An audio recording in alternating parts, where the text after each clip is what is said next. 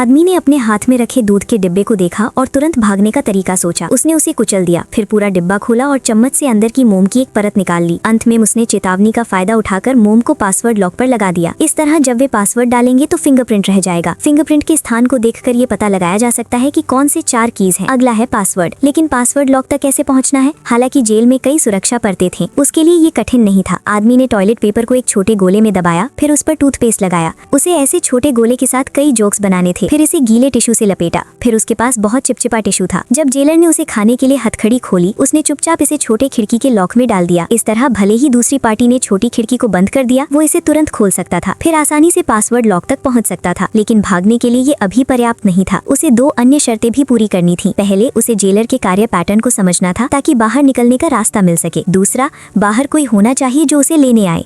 हालांकि जेल कड़ी सुरक्षा वाला लगता था, इसमें एक घातक कमजोरी थी, वो ये कि जेलर यहाँ अटके हुए फायर ट्रक में फंसा हुआ था।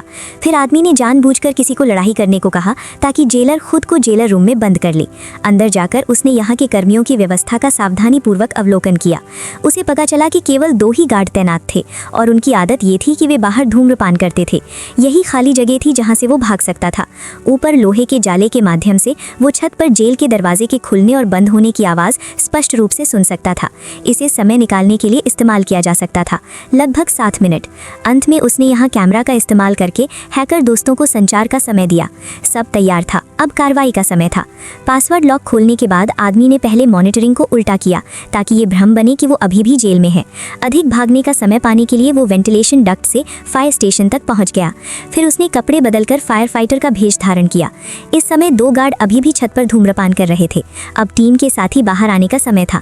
महिला ने जानबूझकर जेल के पास पार्किंग लॉट में विस्फोट किया ताकि फायर ब्रिगेड को बाहर बुलाया जा सके। आदमी पहले ही कार के नीचे छिप गया था। इस समय सभी उसे बचाने दौड़े, वे उसे बिल्कुल भी नहीं देख पाए।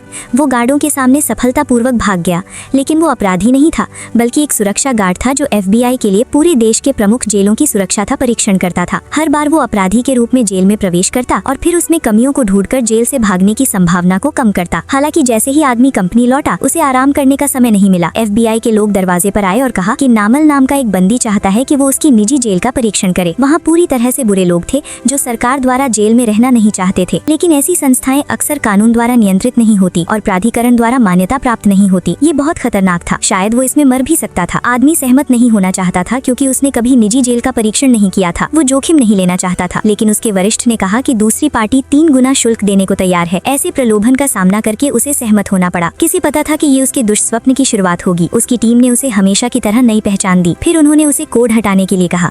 उसके हाथ में माइक्रो ट्रैकर डाल दिया गया। अंत में उसने योजना के अनुसार सड़क पर जाकर किसी के पकड़ने का इंतजार किया। किसे पता था कि दूसरी पार्टी इतनी हिंसक होगी। जैसे ही वो कार में गया, उन्होंने उसे पूरी तरह से स्कैन किया। जल्द ही उन्होंने ट्रैकर खोज लिया। अगले ही क्षण उन्होंने चाकू से उसे निकाल लिया। फिर उन्होंने उसे ट्रैंक्युलाइजर लगवाया। जब आदमी ने देखा कि उसकी लोकेशन गायब हो गई है तो उसके साथी स्तब्ध रह गए। ये पूरी तरह से मूल योजना से अलग था। जब वो फिर से जागा, वो पहले से ही कांच से बनी एक सेल में था। इस तरह की खुले और पारदर्शी वातावरण में बंदी साफ देख सकते थे कि वो बाथरूम कब जाते हैं। और इसके अलावा अनगिनत 360 डिग्री घूमती हुई कैमरे भी थे। उसके सामने नाक के कुछ बाल भी साफ दिखाई दे रहे थे। निजता बिल्कुल नहीं थी। और सबसे अधिक अतिरंजित ये था कि ये सेल अभी भी खाली थे। पारंपरिक सुरंग खोदने का तरीका बिल्कुल काम नहीं करता था। यहाँ गार्ड आम जेलों की तुलना में कई गुना अधिक थे। इस बार वो कैसे भागेगा? आदमी इसे सहन नहीं कर सकता था। ये पूरी तरह से योजना से अलग था। जैसे ही उसने वार्डन को देखा, उसने तुरंत निकासी कोड कहा। उसे जल्दी वापस भेज दिया जाए। अप्रत्याशित रूप से दूसरी पार्टी को कोड का कोई ज्ञान नहीं था। उन्होंने ये भी कहा कि यदि आप एक संख्या की श्रृंखला चाहते हैं तो क्या आप चाहते हैं कि मैं आपको जाने दूं? ये बस पागल स्वप्न था। दूसरी पार्टी का नाम नामल नहीं था। क्या वो गलत जेल में गया? उसने ये पूछने का इंतजार भी नहीं किया और उसे फिर से सेल में भेज दिया।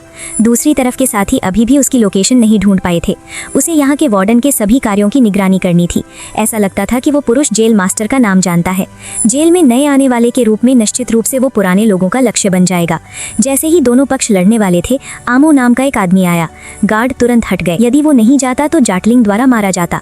उसने नहीं सोचा था कि इतना क्रूर व्यक्ति स्वयं हिंसा करने आएगा। वो जानता था कि यहाँ के लोग अच्छे नहीं हैं। आत्मविश्वास प्राप्त करने से पहले वो ज्यादा कुछ नहीं कहना चाहता था, लेकिन लेकिन आने वाले दिनों में आमो हमेशा आदमी पर नजर रखता। उसने पाया कि दूसरी पार्टी ने जैसे ही यहाँ आया वो हर जगह निरीक्षण करने लगा। इसलिए उसने पूछा कि क्या उसे मदद चाहिए। निश्चित रूप से आदमी बात नहीं करना चाहता था, लेकिन जल्द ही उसने इस जेल को समझा। ये पिछले जेल की तुलना में कई गुना अधिक सुरक्षा जागरूकता वाला था। गार्ड लगभग 24 घंटे लगातार शिफ्ट में थे। कोई खाली जगह नहीं थी, किसी को पकड़ना मुश्किल था। इसलिए इस दिन उसने आमो के पूछताछ को अस्वीकार कर दिया। उसने कहा कि वो अलगाव कक्ष जाना चाहता है। हाँ, वास्तव में वो चाहता है। इसे एहसान कहो, ठीक है। अच्छा, अगले ही क्षण दोनों एक साथ हो गए। जल्द ही गार्ड दौड़ कर आए। फिर वो सफलतापूर्वक अलगाव कक्ष में पहुंच गया। जैसे ही वो किसी कमजोरी की तलाश कर रहा था, अचानक एक रोशनी की किरण कुएं में चमकी। आदमी अपनी आंखें सीधे नहीं खोल सका, और ये केवल बल्ब नहीं था, ये उपकरण गर्म भी हो सकता था। थोड़ी देर बाद ये जैसे नरक जैसा गर्म था, लेकिन उसने जमीन पर खोज के दर्द को सहा। निश्चित रूप से उसने कमजोरी खोजी। एक हफ्ते बाद दोनों फिर से सेल में लौटे। आमो ये देखने के लिए उत्सुक था कि वो पहले क्या कर रहा था, लेकिन आदमी ने कहा कि वो जानना चाहता है। बस उसे एक चिकनी और गोल मिथालधा टुकड़ा खोजने दें। यदि आप मुझे वो मिथालधा टुकड़ा देंगे तो मैं आपको यहाँ से बाहर निकाल सकता हूँ। उसने उम्मीद नहीं की कि वो पलट कर चला जाएगा। आमो ने चुपचाप गार्ड को बताया। जल्द ही वो वार्डन के पास ले जाया गया, लेकिन जब वार्डन ने उससे पूछा, उसने कुछ नहीं कहा। उसने कहा कि वो इसे खींचना चाहता है। दूसरी पार्टी के पास कोई विकल्प नहीं था, बस उसने उसे पेन दे दिया। परिणाम स्वरूप उसने लंबे समय तक ड्रॉ किया, लेकिन केवल कुछ रेखाएं। वार्डन समझ गया कि वो अपने साथ खेल रहा है, इसलिए उसने तुरंत अपने लोगों को थोड़ा रंग देने का आदेश दिया। उन्होंने पाइप से आमो के मुंह में पानी डाला, जीवित मारने की कोशिश। ये पता नहीं कितनी देर तक चला। थोड़ी देर बाद अचानक आमो टेबल के सामने दीवार में खुदाई करने लगा। पता चला कि वो पानी की पाइप का किनारा निकालना चाहता था। यही सिर्फ चिकनी और गोल मिथालधा थी। जब उसने दूसरी पार्टी की आपदा देखी, आदमी ने उसकी ईमानदारी पर विश्वास किया, इसलिए उसने यहाँ आने का कारण बताया। लेकिन वो किसी के जाल में फंस गया था। कोई चाहता था कि वो हमेशा यहीं रहे, लेकिन वो नहीं मानता कि दूसरी पार्टी अपने मालिक को फंसा सकती है। वो निश्चित रूप से भागकर इसका पता लगाएगा। निरीक्षण के बाद उसने पाया कि ये जेल ऊर्ध्वाधर है और नीचे बहते हुए पानी की आवाज सुन सकता है, इसलिए संभवतः ये किसी भूमिगत दरार या गुफा में बना है। लेकिन चाहे कहीं भी हो, ये अंततः जमीन तक पहुंचेगा, इसलिए जब तक आप ऊपर चढ़ते रहते हैं वहां से निकलने का रास्ता होगा। आदमी ने कहा कि चूंकि अलगाव कक्ष का पथल पानी है, उसे बारिश का उपयोग बांध के रूप में करना चाहिए। ये जंग को रोक सकता है, लेकिन उन्होंने स्टील का उपयोग करना चुना। ये एक कमजोरी थी। जैसे ही स्टील जंग के बाद गर्म होता है, ये फैलता है और खुद बाउंस होकर बाहर आ जाता है। आमो द्वारा लाया गया मिथालधा का टुकड़ा कुंजी है। टूथपेस्ट का उपयोग करके गैस निकालने के बाद इसे प्रकाश के नीचे तेजी से गर्म किया जा सकता है। योजना पर चर्चा करने के बाद वो हेटमैन के पास आया। दोनों ने एक दूसरे की मां को नमस्ते किया और तुरंत लड़ाई शुरू कर दी। आदमी ने मौके का फायदा उठाकर हाथ में एक टुकड़ा ब्रेड ले लिया। परिणाम स्वरूप उन्हें फिर से अलगाव कक्ष में बंद कर दिया गया। हालांकि तैयारी की गई थी, लेकिन इतनी तेज रोशनी के लिए वे अभी भी बहुत असहज थे। आदमी ने जल्दी से मिथालधा की चॉपस्टिक का उपयोग करके इसे गर्म किया। प्रकाश के प्रभाव के तहत चॉपस्टिक खुद ही जल्दी बाउंस हो गई।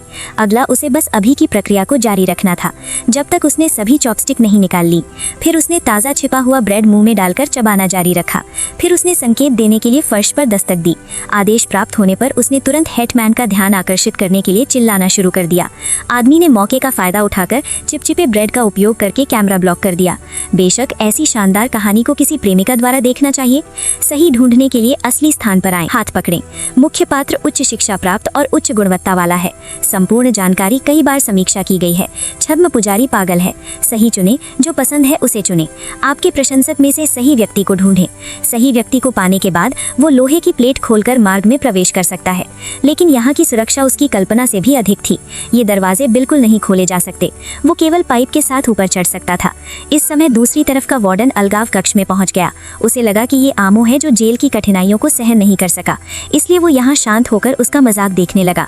इससे आदमी को भागने का समय मिला, लेकिन उसने गलती से पाइप तोड़ दिया, जिससे पानी की पाइप फूट गई। एक पल में बहुत सारा पानी अंदर आ गया, लेकिन जब वो अंततः पाइप के साथ ऊपर चढ़ा तो वो स्तब्ध रह गया, क्योंकि जेल किसी दरार में नहीं बल्कि एक विशाल कार्गो जहाज पर था। क्या समुद्र से वापसी संभव है? ये स्पष्ट रूप से अवास्तविक है। इसके अलावा गार्ड भी हैं। उसे केवल वापसी करने का कोई रास्ता नहीं था। इस समय अलगाव कक्ष में पानी तेजी से फैल रहा था। वार्डन ने तुरंत इन बंदियों को वापस ले जाने का आदेश दिया, और दूसरी तरफ का आदमी जोरदार चढ़ाई कर रहा था।